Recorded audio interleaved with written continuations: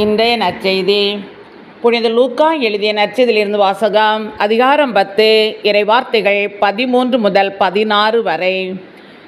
கொராசி நகரே, ஐயோ உனக்கு கேடு!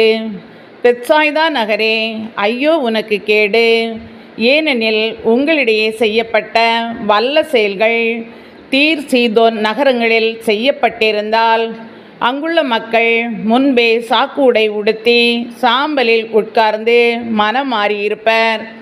எனினும் தீர்ப்பு நாளில் தீருக்கும் சீதோனுக்கும் கிடைக்கும் தண்டனையை விட உங்களுக்கு கிடைக்கும் தண்டனை கடினமாகவே இருக்கும்.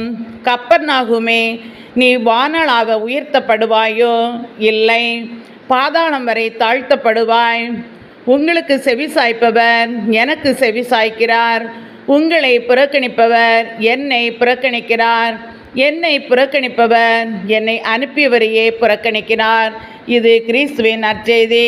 கிறிஸ்துவே உமக்கு புகழ்.